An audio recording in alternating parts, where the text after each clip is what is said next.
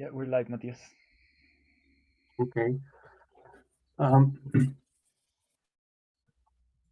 sorry, Julie, I'm just going to make this brief announcement in Spanish, okay?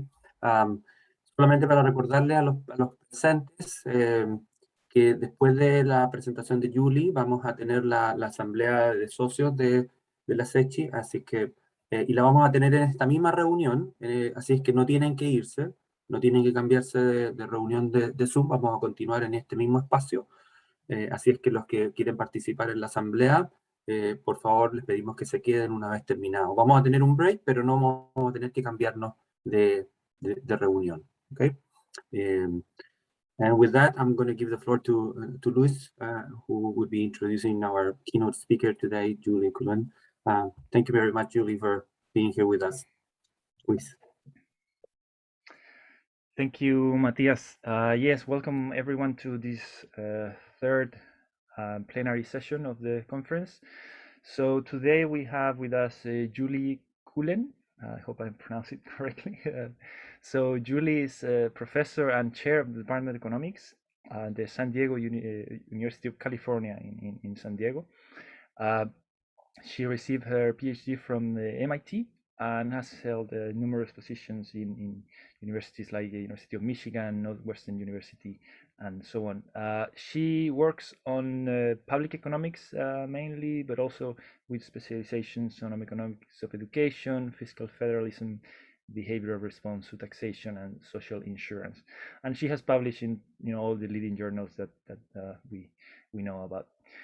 I also wanted to share another thing that I found interesting. So Julie is part of the committee of the status of women in the economics profession of the American Economic Association. I found that interesting because we know in Chile women are severely underrepresented in economics. Actually, just in this conference, 20% of papers are presented by women. So I just mentioned this because maybe Julie, you could guide society, guide us how to try to bring in more women into the profession and into the session. So, but with that, I want to leave Julie, who's going to talk to us about a paper called Direct and Spillover Effects of Provided Vaccine Facilitation.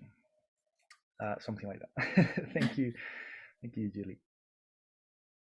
Yeah, thank you so much for having me. Of course, I'm disappointed I can't be there in person. But I hope that sometime in the near future, I'll be able to join you there. Before I shared my slides, I just wanted to let you know my style of presentation is that the project I'm going to present is, we're right at the stage where we're getting ready to have a working paper. So it's very much work in progress. So really value your feedback and critiques. So feel free to jump in at any time if you have a comment or a question, and you can jump in verbally or whatever, through the chat if that's easier. I won't be monitoring the chat, but maybe someone can elevate the questions for me. Yeah, and that's I will do. Thanks. Oh, good, perfect. And the paper has, I think it's easy to describe the results once I've laid out the strategy and the things that we're doing. So I can cut bait at any time. So I want to leave time for open discussion for any broader questions you have, for example, about CSWEP and the profession. So you might be stressing by the slide number I'm on, but don't worry. So I can cut bait at any time. Okay, so I'll go ahead and share my slides. Does that look okay? Okay, great. So the project I'll be presenting, so I chose this one in part because it's obviously topically relevant with this recent wave of vaccine hesitancy, and because I think it had some interesting methodological challenges that we've partly overcome. And so I think from the challenges we face might have general lessons for some of the rest of you. My co-authors are, so Agna is based in City University of London, and Maria and Peter are both at the University of Aarhus in Denmark. And so this will feel like a very distant setting to you. So the setting's going to be in Denmark and using the Danish administrative data.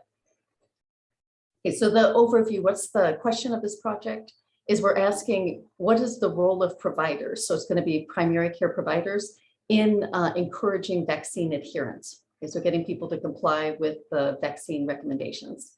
So I want to split that into two pieces. So the first is just thinking about the role of providers, which this question falls into an area I've looked at from many different ways, which is in the healthcare sector, it's often public providers. So it's publicly funded systems. You have public doctors that are providing the care. The other large setting that's like that is education. In both of those settings, so you think about healthcare, you think about education, there's settings where the production process is really hard to observe. Right? So it's hard to define how good teaching is happening or good learning is happening. And so it's hard to measure efficiency or effectiveness of the providers in these settings, even though that very labor is is one of the most important factor of production is going to be labor like teachers and providers. And so there's been a very large literature trying to find ways to estimate effectiveness using things like what is the systematic contribution of a person to, in the education setting, it would be student learning outcomes, like value added to test scores, or later, socio-emotional outcomes, adult wages. And then in the provider setting, it might be things like avoiding patient mortality, so patients' health outcomes. Okay, so what's the contribution to patient health outcomes? So the challenge in both of those, I've already said, it's hard to measure the production process, is that one of the inputs to the production process are the clients. And so who you serve in a school setting, if you have a really advantaged student population, it's going to be much easier to achieve any level of test scores, let's say, than if the populations were disadvantaged. Okay, so it's going to be really important to case mix adjust. And same thing in the healthcare setting. If you wanted to use mortality as a proxy for how good a job a hospital is doing, you immediately have to decide how you're going to adjust for the case mix at a hospital. It's a very similar issues that we face in measuring the productivity of public sector workers. And so that's how I see, estimating the effectiveness of providers in one setting comes in. As far as vaccine adherence, it's probably not as hard nowadays to convince people it's an important public health issue. And actually, childhood vaccination programs are one of the primary, viewed to be one of the major contributions to health improvements, across the world. It's a super important public health programs, notoriously difficult to get compliance. So to get people to comply with the vaccine recommendations. So when we think about compliance, there's non-causal evidence that providers play a role. Okay, so it's natural to think of the primary care provider, so the doctor, as someone who's going to be influential, because that's where most people go for this kind of basic preventative care. And so you go to the doctor and the doctor tells you, hey, at this age, you should be getting this type of shot. And the doctor might promote the health benefits of getting the shot to you or might not. So how well the provider communicates, the schedules to you, emphasizes the benefits, and maybe the provider's own attitudes regarding their views of the safety of the vaccines or the effectiveness of the vaccine, the importance of their patients of complying could influence, what their patients do. Okay, so we're going to be looking at a setting where we think providers could play an important role. So the context, as I already said, is going to feel distant, but we're going to be looking at the Danish childhood vaccination program. Okay, so the key features when you're thinking about generalizability is it's going to be a relatively well-off country, as we're looking at kind of an advantaged setting, and one where the healthcare system is very accessible to individuals. Okay, so easy access to healthcare. Okay, but focusing on children. So we're going to carry out the paper in 3 stages. So in the first stage, we're going to try to estimate and validate provider. So I'm sorry, these words are hard to say. So and I talk fast. I'll try to slow down. But they're going to be provider propensities to vaccinate, and just think of that as how effective is the provider or the doctor in getting their patients vaccinated. And so the provider propensity, I might say later, and that's just effectiveness in getting your patients to comply with vaccines. Okay, so once we have those estimates, we're going to ask, who are the doctors who are better at getting compliance with the vaccine program? Okay, so what are there attitudes that we can observe? Are there other practice styles that predict vaccine compliance? And then finally, we'll have these effectiveness estimates from the childhood sample. We'll go to an adolescent setting. Okay, so this is where the kids are older. So out of sample, we'll look at teens and see how predictive these estimates based on the childhood sample are for behaviors for teens and for teens networks. Okay, so is there any evidence that if I have a really effective provider, that people around me benefit as well in terms of vaccine take-up? Okay, so there'll be the sort of three branches of this, and I won't take our time with literatures, much of the literatures they contribute to, but there is a literature estimating variation in practice styles of providers. Okay, not on this dimension, but on the aggressiveness, so how likely you are to treat heart attacks, with surgery compared to something else. On the vaccination front, there's a literature looking at how to encourage vaccination that focuses more on things like mandates or incentives or reminder letters. Okay, that if you remind people, can you get them in to get their vaccines? And as far as spillovers in the healthcare setting, there's recent evidence on, I think it's actually in the vaccine setting, that if someone's incentivized to get vaccines, that people around them are more likely to get vaccinated. Yeah, Matthias? I'm sure you're going to mention this maybe at some point, but so this is in a context when parents have the choice of not to vaccinate, right? And so how prevalent is that choice in that setting? How many people choose not to vaccinate their children? So you're going to be right that it's voluntary, which is different for example, in the US setting. Children have to get vaccinated to attend public school or get an exemption for some reason. And it could be for a religious belief or could be for a medical condition that means they can't get vaccinated. They have a very, very high compliance in the US with mandatory vaccines. So in Denmark, it's fully voluntary, but also fully free. And we're going to see that compliance is generally really quite high. Okay, so one of the interesting things with the adolescent vaccine that I'll talk more about is that was a context where there was a fake news crisis. Okay, so there have been these anti-vax events in Denmark that we're going to explore in this paper. Okay, but generally, actually, compliance is high, and it's partly a high social fabric country, I would say, in general. Okay, Claudia? Yeah, related to that point, I was wondering, thinking about like the anti-vax, whether there could be a negative impact on like if I'm an anti-vax and I get a recommendation from my pediatrician to vaccinate my kids, maybe I want to stop seeing that pediatrician. So that you might, I think how this fits into what we're looking at is that it might affect how patients sort to doctors. And so if I'm anti-vax, I might sort to a doctor who's also anti-vax. And so that's something that we'll put on hold for now, because that's going to come up with our identification strategy, because that could be a threat to identification.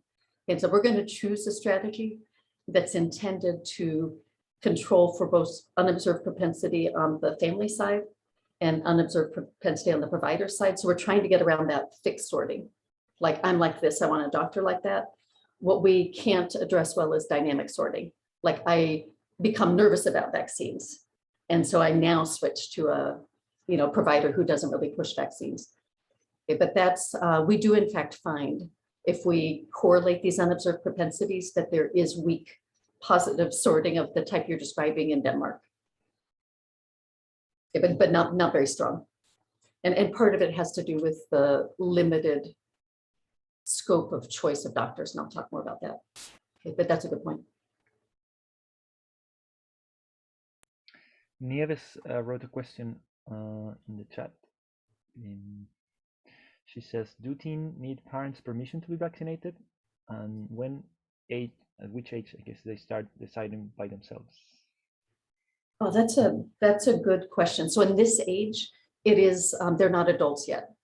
And so we really should think of it as the parents' decision. So the teens we're looking at have turned age 12.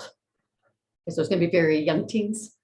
And as far as I know, almost all of the medical care is handled by the parents. There'd be the parent taking the child to the doctor and the parent signing the paperwork. Yeah, but you raise a good point that if we were looking at older teens, then you start having more independent child choice, I think, from the parents.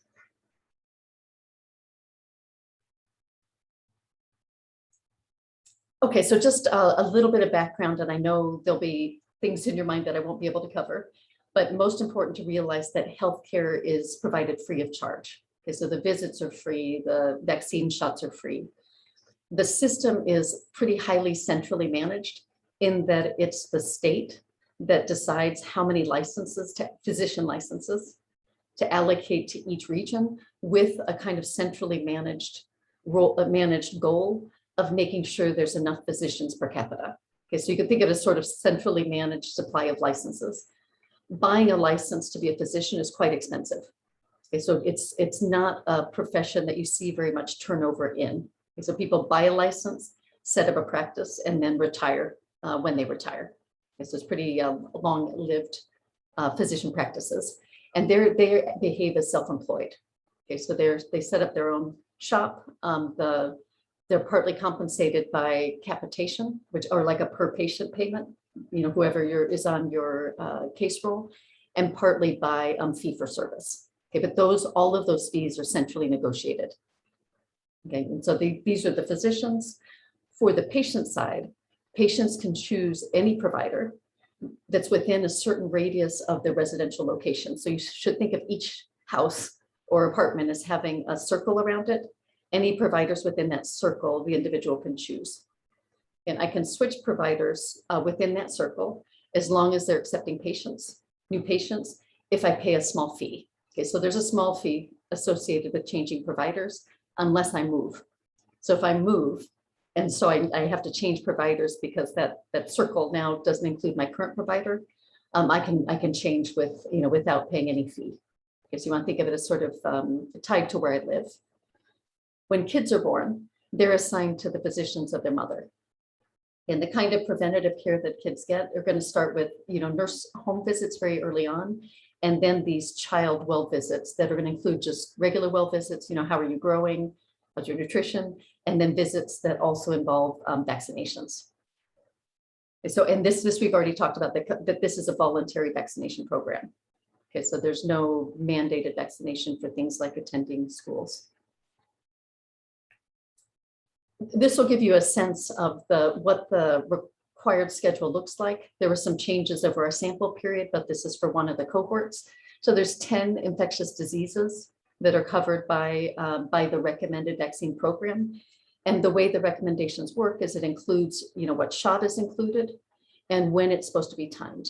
And something to realize with vaccination, which actually I would say COVID has probably instructed us all about, is it's not just whether you get the vaccine, it's when you get the vaccine.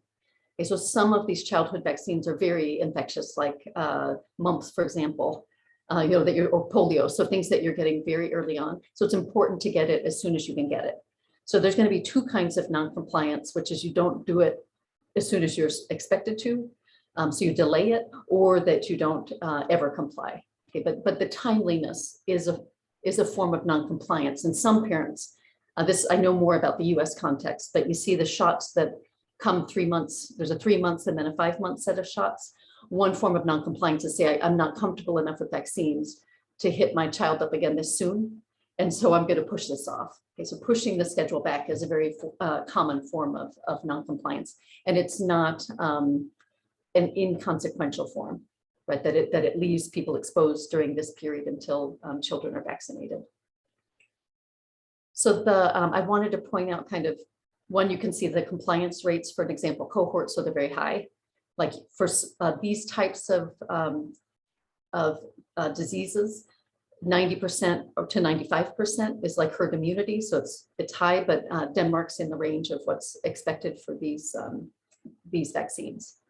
The booster vaccines, so the one at 4 years and 5 years, those are the ones where Denmark has sometimes slipped into non-compliance problems. Okay, so that's, and then the one I wanted to emphasize was this one at 12 years. So the HPV vaccine, which some of you may have heard about, it's relatively new. It's been really controversial in the US. It's targeted to, this is going to be teen girls, but you need to get this vaccine before age of sexual initiation. So before you've ever been involved sexually, you need to get this vaccine to protect yourself from a super prevalent sexually transmitted disease that almost everyone currently has. That disease, which is HPV, causes a lot of cancers, like cervical cancers. So it's a pernicious disease. This vaccine is super effective. It's controversial in the US because people are uncomfortable, or parents are uncomfortable, some parents, giving their young girls vaccines intended for sexually transmitted infections, that they feel like, am I giving a license to my child by saying, we better get this? And so there's been a literature about behavioral responses to this vaccine. In Denmark, there was none of this controversy. In Denmark, it was just folded into the childhood vaccine program.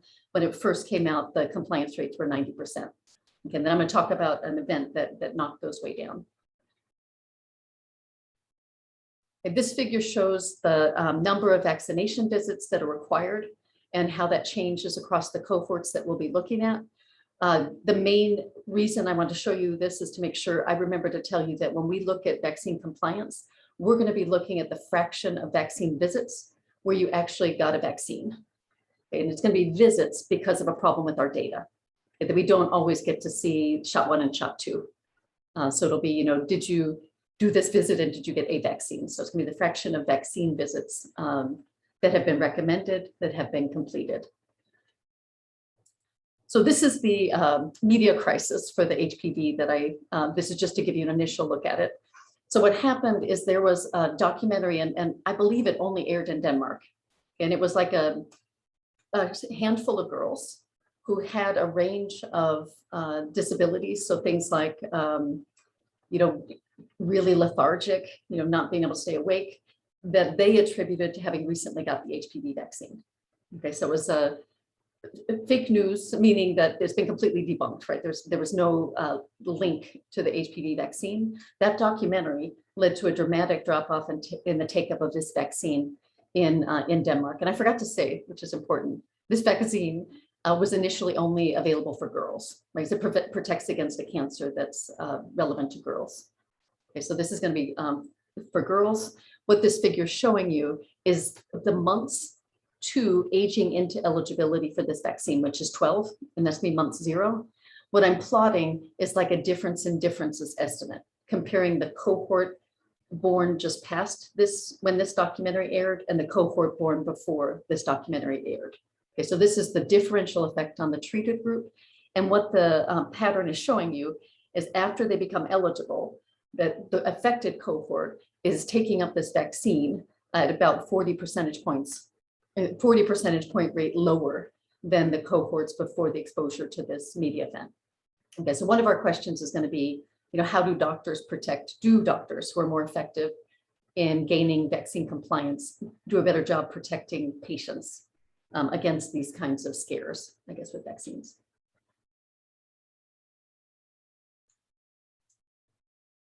So to estimate the, what I'm switching to now, so that was just sort of the background on vaccination and compliance in Denmark. What I'm switching to now is building up to how we're going to estimate the provider propensities. And we're going to be bogged down in this, I think, for a little while. But the first thing I want to start with is just to let you know, remind you, we're going to be estimating this on the childhood program, which we're defining as from when the kid is born up till when they turn age 6. Okay, so the first full 5 years of life, it's going to be the vaccines, not counting this one that's at age 12, not the teen vaccines. Okay, so we're going to have a lot of cohorts from the 1997 to 2013 cohort that we can track as they age, and they age through requirements. And so we can look at the dynamics of what their compliance is under the childhood vaccine program. So the operationalizing compliance, okay, that we're going to do it, as I was saying, as the fraction of recommended visits that the child has completed. Okay, so that's what this figure is showing you is on average. I mean, it's going to be a quarterly measure. Okay, so it's going to be on a quarterly basis. It's showing you on average as you roll out from the quarter of birth, how this measure of compliance with the vaccine program evolves. everyone is in compliance in the first quarter because they haven't turned 3 months yet, and that's when the first vaccine comes on board. And so where you see the dips is when the children are aging into new requirements. Okay, so you age into new requirements, you see people catching up, you see the dips again, and see them catching up. Okay, but that's going to be our measure of compliance. It's this fraction of recommended visits that have been completed. So it has some advantages and some disadvantages. An advantage is that it's continuous. The other is that it's dynamic. Okay, so it's not, often people work with a single cross-sectional measure of, how is this kid up to date or not. This gives us ability to try to track patients over time as they're being served by different providers. And that's going to be key to our identification, coming back to what Claudia brought up before. Okay, but that's our compliance measure. I'm going to call it up-to-date status. I'll use other words, but it's the fraction of recommended vaccine visits the child has completed by quarter. This is showing the distribution. So this gets back to like just how compliant are mothers. And again, it's going to be on a quarterly basis. So we've basically taken for every quarter this up-to-date measure. We've averaged it for a mother. Okay, so a mother is now characterized by her children's average up-to-date status. And then this is showing you the distribution of this variable across mothers. Okay, so you can see that there's a large percentage of mothers, so about 30% of mothers are close to fully compliant on a quarterly basis. And so that's going to be having the mean up-to-date status around 1. But I also want to highlight that there is a fair bit of heterogeneity. Okay, that we also see people further out in the tails that are much less compliant with the vaccine, including some people who are never takers, okay, that haven't vaccinated their children.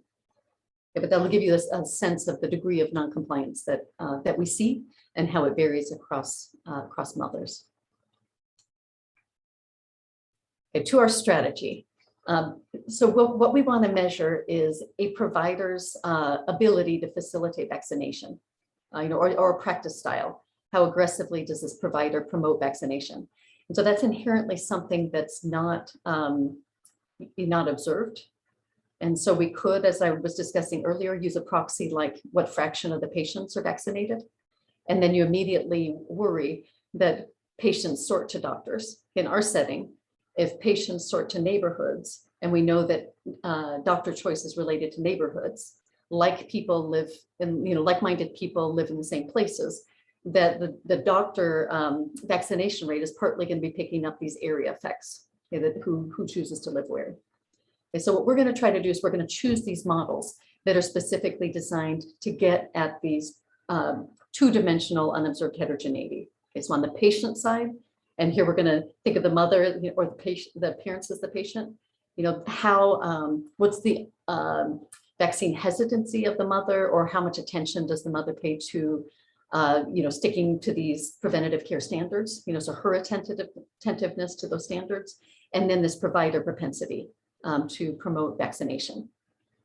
Okay, so we're going to assume that compliance can be described by this model, okay, where the dependent variable is going to be the up-to-date status. It's that fraction of recommended visits that have been completed for child I with mother M, currently affiliated with provider J in quarter Q. Okay, so it's going to be a child panel model. We're going to include both patient fixed effects, which are the alpha M, or actually fixed effects for the mother, because we believe that's the relevant place where the decisions are taking place. Gamma J are going to be these provider fixed effects. So we're going to put in fixed effects for each provider. We're also going to control for quarter since birth. That's going to pick up the systematic evolution of average compliance as kids age in and out of recommendations that we just saw. Okay, so we'll control for quarter since birth, and also for child characteristics that might predict differences in preventative care within a family. And so those characteristics are going to be gender, your birth order, and your year of birth. You're just picking up changes, for example, in the vaccine schedules. And there is evidence that parents make differential investments based on, and also there's differential initial health along some of those dimensions. Okay, so what important things? Yeah, sure. One question, sorry. So the provider contribution, it varies by quarter. Does that mean that you know, okay, it's time for you to vaccinate your child. So is that what you, so the fixed effects is, Yeah, so I it think varies over our time? notation is confusing. So gamma J is a provider fixed effect. IQ means it's the provider that child I is affiliated with in quarter Q. Ah, okay. But it's, Okay. yeah, sorry. So it's the Because notation that's otherwise it wouldn't confusing. be like Yeah, a fixed I'm like, effect. wow, that's going to be a lot of data Yeah, requirements we've got. exactly. Yeah, Yeah, thanks. yeah. No, so we're modeling it as a fixed effect, but which is a legitimate issue that I'll return to. The other thing I haven't mentioned so far that this slide makes me remember to say is that provider fixed effect. We observe provider linkages through the billing data. It tells us the practice, not the doctor. And so 70% of practices are one doctor, right? There'd be self-employed providers. The others have 2 to 3. So in some cases, I use provider for shorthand, but it's really practice. In some cases, it's more than one individual. Okay, but that's, so our fixed effect is going to be at the practice level, often the same as the provider. Okay, so this style of model is something that many of you may already be familiar with. They're referred to as AKM models, so Abboud, Kramars, and Margulis, where they've pioneered it, where we first had kind of worker firm matched data, but you could follow workers over time as they moved across firms. And this was a strategy to try to estimate separately the productivity of workers and the productivity of firms, really to get the productivity of firm fixed effects. Since have been used a lot in education settings to get at, for example, school leader effectiveness. Here we have students moving across schools, and also in the healthcare setting to try to measure practice styles. And so the key is going to be with these two-way fixed effects models for identification, you need patients to move across doctors. Okay, so the identification is going to come from these switchers. Otherwise, there's no way to separately identify the patient fixed effects from the provider fixed effects. Okay, so you need patient mobility to pin this down. Okay, so another important thing to realize is even if you have mobility, okay, so patients moving across doctors that help us to separately identify these. If you have like separate networks, like let's say that in one municipality, people don't leave. Let's pretend that there's not a lot of cross municipality mobility. So people move across doctors, but only in one area. You can only identify the provider fixed effects relative to other providers in the same area. They're going to be estimated relative to some arbitrary omitted provider. Right. So this is a standard problem in some settings where you don't have much mobility. In our setting, there's so much patient mobility, and part of it is that families are really mobile at these ages. Okay, these are times when there's family structure changes, right? They have new kids, the kids might be starting school. And so in our setting, all providers are linked to each other. Okay, so we don't have that secondary concern of, that we can interpret our estimates relative to one another. Yeah, Francisco? Really very quickly, I guess you change provider because either you like one provider more than other, but also maybe it's closer to your place, or you won't be able to separate those effects, right? Yeah, so actually, I'll turn to the assumptions. So it's more like an assumption that we need, right? Is that we need, this model imposes 2 assumptions that are important, and one's directly related to your point about mobility. The first, I think, is easier to explain. So I'll start with the first, then I'll turn to the mobility. So the first is if you just look at the way I've written this down, right? I have the patient fixed effect and then I have the provider fixed effect. They both enter additively, right? There's no M times J, right? So I'm not allowing for match effects. And that's the additivity assumption. I'm going to show you some evidence on the degree to which we satisfy that, but that's an important assumption. So what it means is that all patients get the same compliance boost or the same compliance knock when they visit that provider. The second assumption is it's referred to as exogenous mobility, but it's really that you have to assume that the things that drive mobility are fully captured by the things that we've modeled, right? They're fully explained by the mother fixed effects, the provider fixed effects, and the other control variables. Okay, so if they're driven by other unobserved variables, like match quality, for example, that's where we're going to get biased estimates of the provider propensity. Okay, so the reasons people change providers, actually, I'm waiting for the statistics from my co-authors to try to decompose, how much is plausibly that I don't like the doctor I'm currently seeing versus I've moved areas and I have to get a new doctor, I'll show what we're going to do is we're going to produce estimates also just using residential moves. Okay, so we'll have some sensitivity to different sources of identifying variation. Okay, one thing I should say is in Denmark, the way doctor choice happens, or the information that's out there. So for me, if I go on the website, I can find all kinds of like Yelp reviews about doctors, or there's a lot of information. In Denmark, you can see like the name, I think the license, and so it's very little information that's made at the time you make the doctor choice. And so all of the sorting is likely to happen from, we're more likely as people select out, like, oh, I realize this isn't a good fit, or from like informal networks. Yeah, Luis? Yeah, thanks. I was thinking exactly on what Francisco said, precisely on this differentiation between the alpha and the gamma. So I'm thinking on the causality of the mechanism of your model. So the parent has some preconception or predisposition for vaccination, and the provider might change that through their own preferences or whatever. So it's then sigma affecting alpha. Oh, no. So it models them as separable. So I think I would interpret what you're describing as a match effect, right? So I have an underlying propensity, and you could think of that as maybe that's the propensity you would see if I got a typical doctor. And then a doctor's can boost me up or boost me down around that average propensity. Okay, so the alpha doesn't include the mother's preconception about vaccination.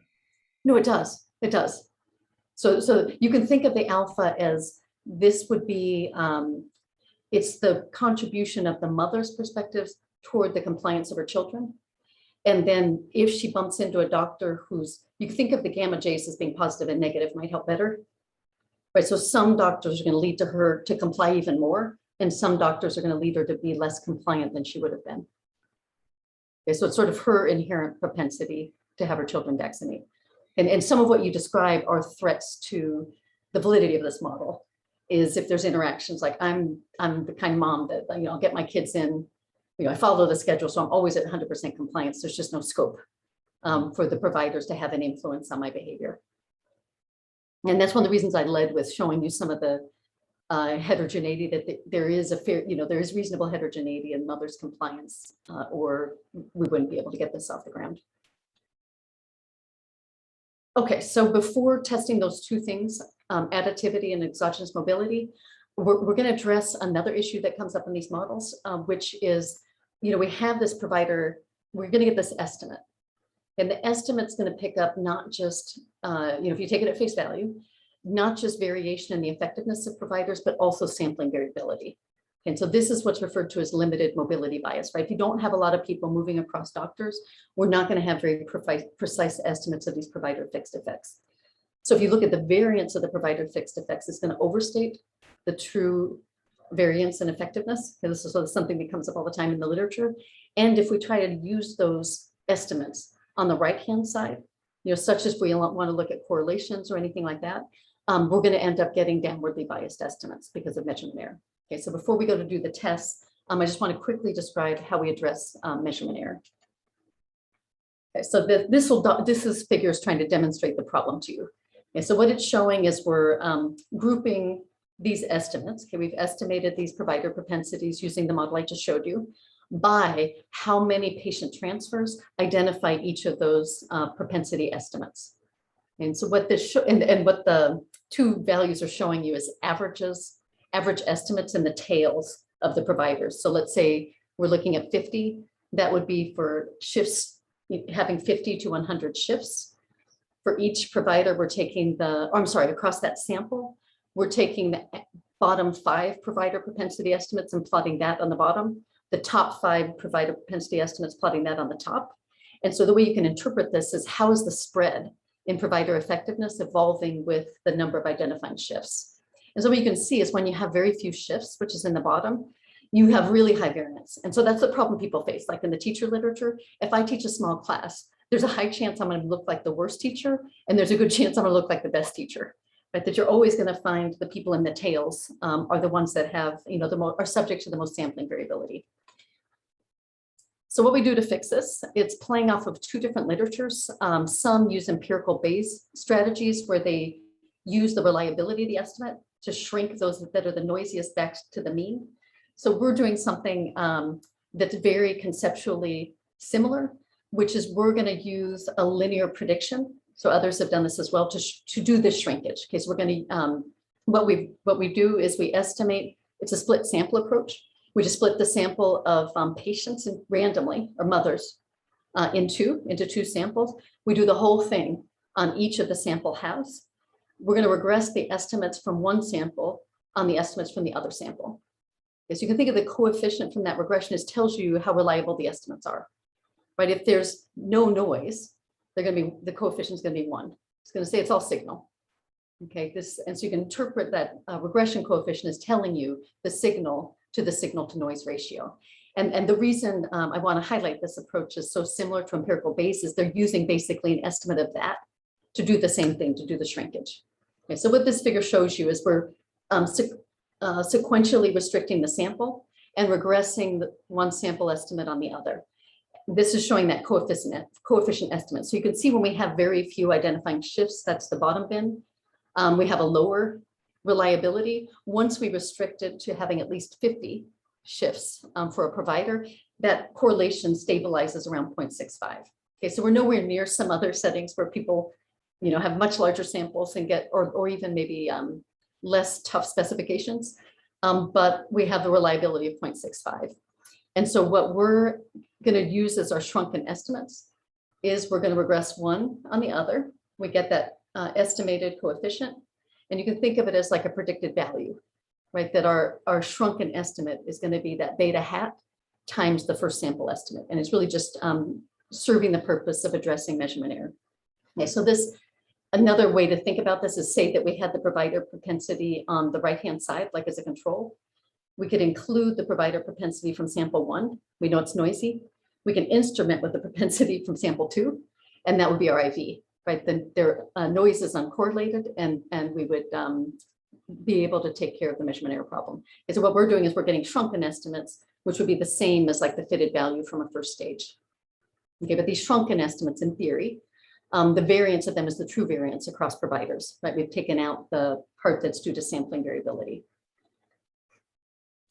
Okay, so I see I'm running very close to late, so I'll try to describe these just intuitively without getting into the nitty-gritty, so you can see the types of findings that we're getting. Okay, so this is showing the probability density distribution of these shrunken provider estimates. And so you can see that there's a little bit of more of a lower tail, so it's skewed. So there's some providers that are quite a bit worse than average compared to those that are better than average. Okay, but the standard deviation, because I think this is, first of all, an interesting finding, is 0.022. And so that means that a provider who's one standard deviation of the mean in this effectiveness measure, that their child patients will have compliance rates that are 2.2 percentage points higher, is a way to think about it. Okay, that's the mapping into that up-to-date measure for the children. Okay, so this is sort of the first finding, is that there's some substantial variation in the provider impacts on compliance, given we know that we're already looking at a pretty compliant population. There are two tests coming back to the additivity and the exogenous mobility. So a test for match quality is to take the residuals from that two-way fixed effect regression that we run. Okay, and so what we do is we grab those residuals. We then calculate the average residual broken down by provider deciles and mother fixed effect deciles. Okay, so if you look, can you guys see the pointer? Yeah, okay, so this down here is going to be the mothers whose estimated propensities are the lowest. Okay, so think of these are the hesitant moms. And then what we're showing as you look across that curve is their average residual when they're paired with bottom decile doctors, second decile doctors, up to the top decile doctors. Okay, so if there's no match quality, they should be all close to 0 and pretty flat. Okay, so what we're seeing, especially for the bottom decile mothers, is pretty clear evidence that they're benefit more from having influential doctors and are hurt more by having doctors that don't push this hard.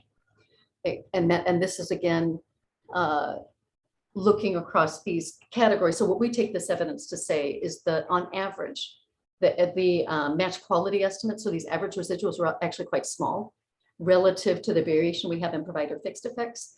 And so it's not that they're not there, it's that we're treating them as of second order. Okay, so we find some evidence of match quality. We're not going to incorporate it in our estimation strategy. There are some new methods that allow you to estimate those as well. It's with the size of the data that we have, it's just really complicated to do. Okay, so some evidence of match quality, but in generally relatively small magnitudes. Julie, Yes. sorry, Yeah. last slide. So for the case of 10, does it mean that the most compliant mothers, when they match with the most propensity providers, then they decrease the? Oh, that's funny. I hadn't even paid attention to that pattern. So for that is interesting, and I had not thought about a story for that, because you see that from all the way 6 to 10. Yeah. That when they're matched with the, so to me it sounds like it's I can't think of an intuitive explanation for it, but it is an omitted match effect. So when they're with the worst providers, they're actually even more compliant. Right, is what we're finding on the top end. Yeah. I don't know. Yeah, and I don't, I just wanted to I'm glad you pointed it out, understand. because I hadn't paid attention to that pattern, but that's right, and I don't have a good explanation for that. I would have expected it. No, because let's see. So at the top, I would have expected. I'm just trying to think this through because this will be helpful. At the top decile, I would have expected, like thinking that you're bumping up against ceiling effects, that the best doctors would be less effective for those who are really compliant. So I kind of expected that to be negative. And then it's hard for me intuitively to think of how that translates into, with symmetry that is positive here. But I don't I'll have to think about that. But but thanks for pointing that out. Yeah, thank you. Yeah, some match effects present. I can't explain right now. Okay, so realizing I'm running out of time, I want to show you, we've done different types of ways of testing for dynamic sorting. I think this one's kind of cool just for seeing the kinds of strategies that are available. So what we're doing here, some people call these like tests for forecast unbiasedness, that what we're going to be looking at is event study around people moving. And here we're looking at people moving to, I think it's any move, so changing providers. And we're mapping out the coefficient on the upcoming change in their provider propensity. Okay, so that what this shows is there aren't really any systematic trends before. So it's saying for those who are going to move to higher propensity doctors, right, so that the change is positive. We don't see anything really different going on with their compliance up until they change. And then you see their compliance jump up. So it goes first up by 20 percentage points, and then over the next few quarters, as high as 40 percentage points. So if these estimates were forecast unbiased, which means, we think we have good causal estimates of the impact of providers on vaccine uptake, this coefficient should be 1. Okay, so what we can say is it clearly has strong predictive value. Okay, but we're not as high as 1. And part of it is the frictions in our setting. But then when we look at students moving, children moving, they might be moving and there's no new vaccine requirements and they're fully up to date. So it's kind of omitted duration dependence that we haven't built into the model is my interpretation. Final caveat I want to point out, just because I think these are important for people to think about methodologically, is that you also can't separately identify these provider fixed effects from other place effects, right? Let's say that there's only, that all of the providers that we were talking about, this linked network, were in the same area. You can't, no, this doesn't make any sense because we have too many, never mind. We're so geographically connected, it's hard to worry about place effects. But you can think of that way, that the provider fixed effects, if there's something like, think about drawing a circle around a provider, if there's something true within that circle about vaccine compliance, we can't separate that from the provider fixed effect. So in our setting, we're always going to control for municipal fixed effects. So there is clear signs of higher compliance or higher compliant doctors in urban areas.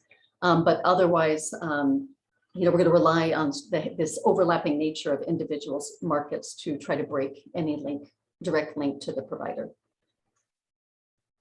Okay, so I'll just highlight 2 interesting findings So we look next, when we try to use these estimates. So now that we have them in hand, we can ask, which providers are good at facilitating vaccine take-up. Our proxy for attitudes is what happens with their own kids. So are they really compliant with their own kids? And that's the very top set of bars here. Is it showing us that those who, you would want to multiply this by child up to date status. But if you're a standard deviation higher in your own child's up to date status, that raises, what am I saying? Oh, that raises your propensity by 0.1 of a standard deviation.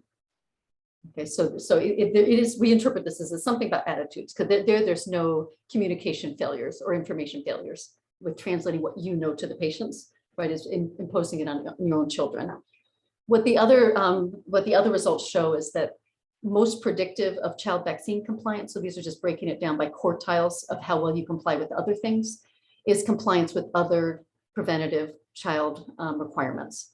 Okay, there's also some correlation with other preventative care like flu compliance among the elderly, and not so much with overall quality, but so proxy for quality is of preventative care is how many of your age 50 folks do you keep out of the hospital. Okay, so I will show two more things and then I'll stop. Okay, so when we look then at the implications for children, one of the things we look at is, okay, how does it affect take-up of now my adolescent patients on this HPV vaccine? And so this is that familiar event study as girls age into eligibility for the vaccine, and we're interacting those relative month indicators with the vaccination propensity estimated for my provider, right, on children. And so this coefficient implies a really strong pass-through of the effectiveness of the provider under the childhood program and take-up under the adolescent program. And what'll be the last, okay, the last thing I'll end on is spillovers, okay, that we try to look at whether this, again, under the context of the HPV vaccine, whether controlling for your own provider's propensity, so this is again girls, do others within the network end up affecting, does the propensity of other people in your network, their providers, end up influencing your take-up? And so we can't do sisters because within our time period, they tend to have the same providers, right? We don't have a long enough window that we can get variation in who they're being serviced by. And so we go to cousins. Okay, so it's going to be the mothers, like sisters or brothers' kids. As we look at cousins and we see girl cousins, so it's all going to be female cousins. And so we regress own HPV initiation. So do you start this, take the first shot within the first year of eligibility on own provider vaccination propensity and older cousins vaccination propensity? And so the standard errors are super noisy on the older cousins. And we have some strategies now where we can get a bigger sample. But there's some weak evidence, when they're close in age, so the spacing is less than 2 years, that there's a positive spillover of the cousins experience to the girls experience. Okay, so sorry that I didn't get to go through the results in detail, but thanks a ton for your questions. Thank you very much, Julie. So, panelists or attendees, any question now?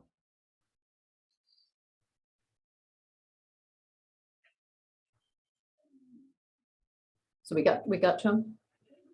I can leave this one up, which is showing what happened with the media event across the top quartile or the dashed lines and the bottom quartile or the dark lines. So you can see that everybody suffered up to the same amount from exposure to the media event.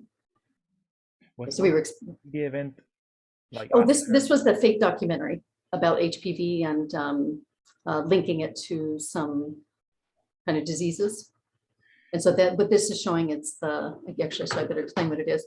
So this is kids aging, girls aging into eligibility for the HPV vaccine. What the top line is showing you the take-up rates. So starting getting the first shot. The solid line is for those who have a provider whose facilitation is in the bottom quartile. And these are for those whose providers in the top quartile. I guess you can see that those with the proactive provider get out to an early lead and kind of maintain that gap. Down here, it's showing the exact same figure for the cohort, the first cohort after the documentary. It's a cohort before and the first cohort after. So you can see everybody took a hit as far as HPV vaccine compliance. And do you know if there was then another sort of, I don't know, like doctors coming out in screen saying, no, this is not true, or is it perhaps that might also help for the effect to die out or something like that? Yeah, what happened is the Denmark itself had a campaign. So it was basically stop cancer, get vaccinated. So it was an information campaign that was launched by the state, not kind of provider that did help to get the vaccination rates to recover again. But it was pretty long lasting. So it was a couple cohorts that were affected by this. Yeah, Francisco? A little bit related to what Luis was mentioning. I was thinking, so here you cannot really disentangle whether the mothers are influenced by the media event or providers, right? So I wonder if because what we're learning from what you're showing is that providers matter, but they are difficult to change, right? So it's more. So I wanted to point out something that we did that I think helps to answer this. I didn't say is that we control for the mother's vaccination propensity. So we do try to control under the childhood program. So we have at least one proxy for how vaccine hesitant the mom is. We haven't dealt with adjusting that for measurement error, but that's a good point. Not using the media event, right? The regressions you're showing. But we can do it here as well, and it's not sensitive to controlling for the mother's propensity. But again, in our setting where we haven't allowed there to be match effects. So it could be the unmodeled match effects as well. That's right.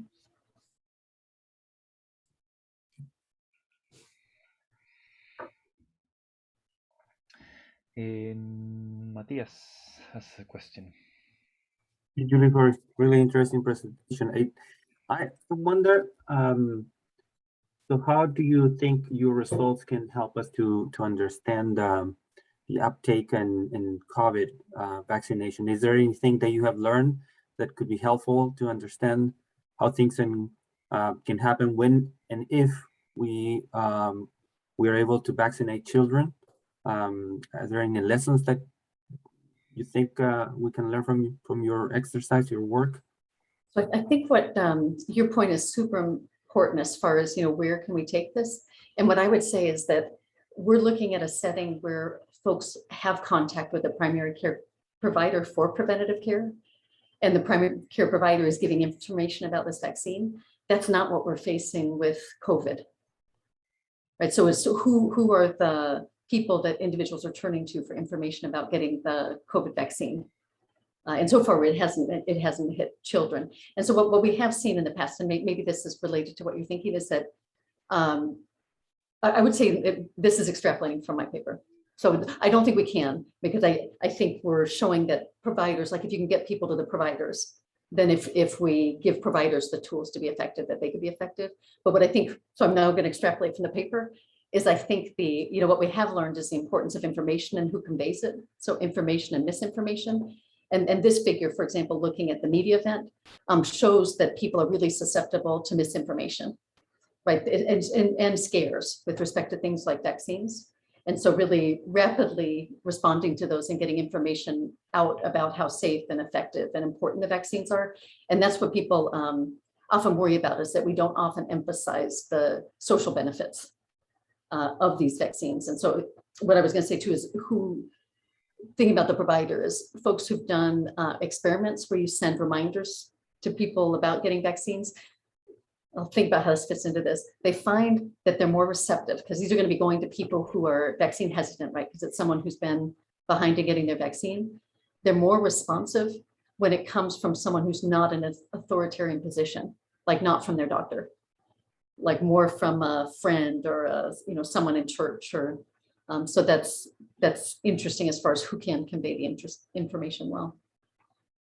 And I wonder, I mean, if you have any information about how the government responded to the that fake news crisis. Did they come up with programs to provide strategies for providers to talk to their patients? I mean, how is there any lesson there?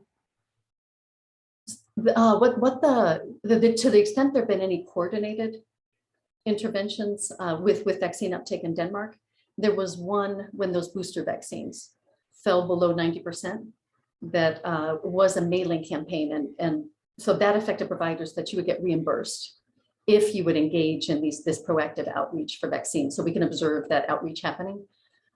After the HPV event, so this fake news event, what the response was, it wasn't very quick, but it was this promotion campaign saying it's coming from the Ministry of Health, that this vaccine is safe, this vaccine is effective, and these are the important, I think it was emphasizing the cancer risks that girls face if they don't get the vaccine. So there was like a health campaign, but I don't know of anything that actually affected what was happening at the practice level for physicians in response to the HPV vaccine. It might partly be because of the arrangement that they're self-employed.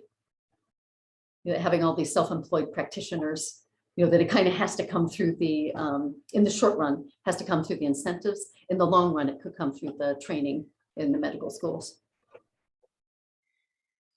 Thank you. Thank you, Julian, Matthias.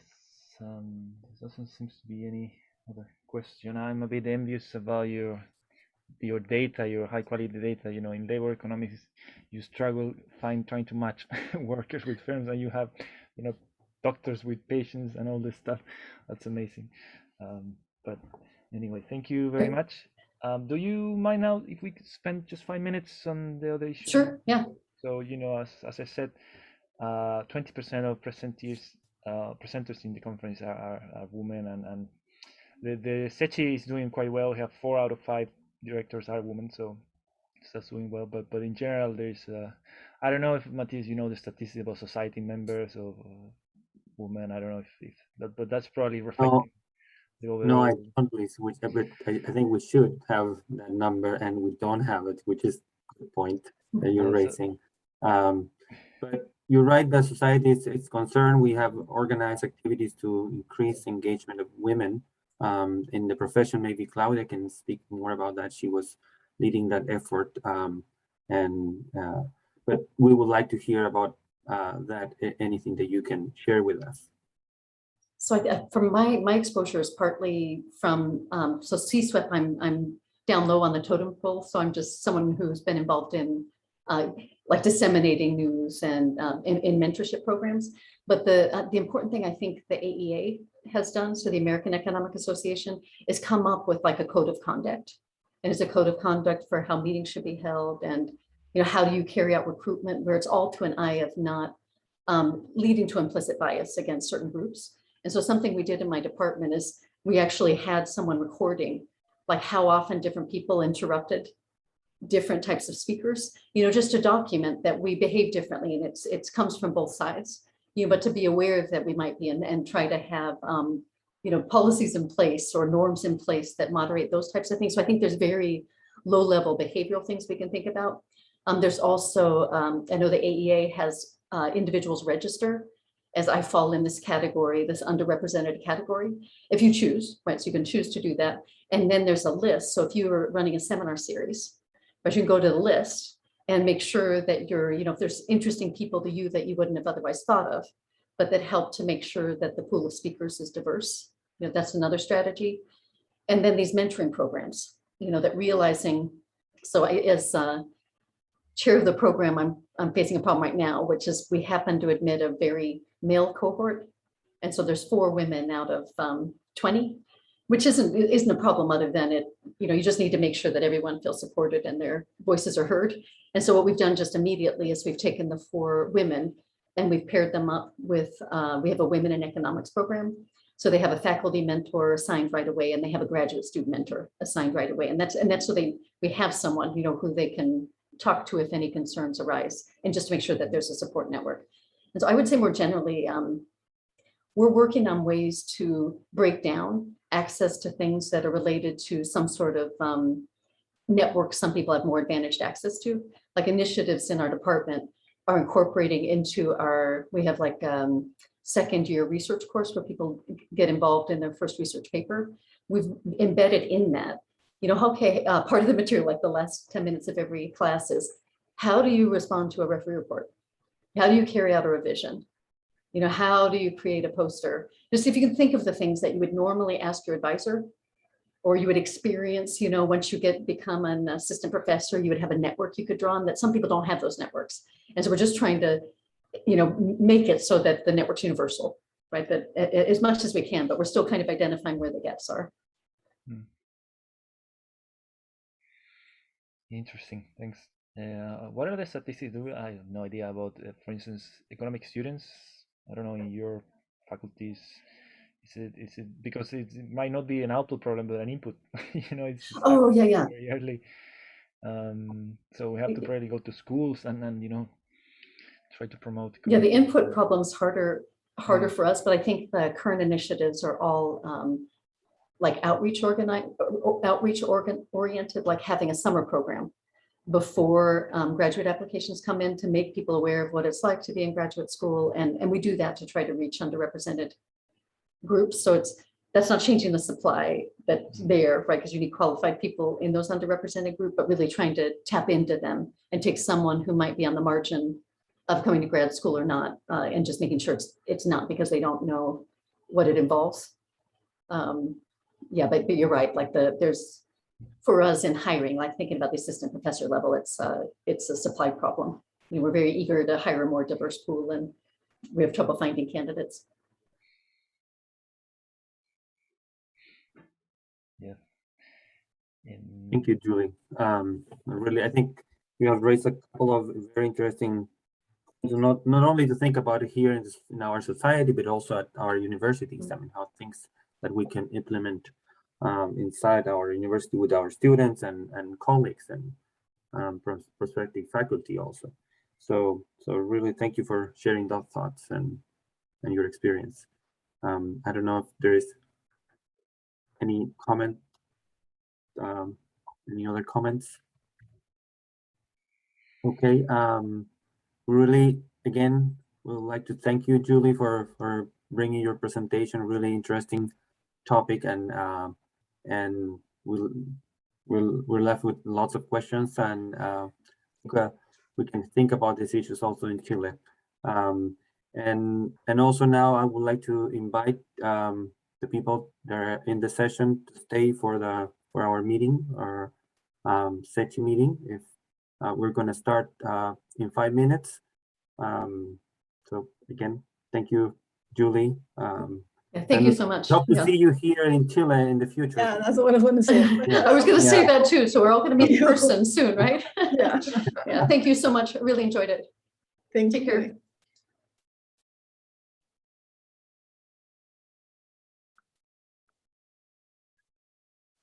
¿Vas a parar de grabar, Luis?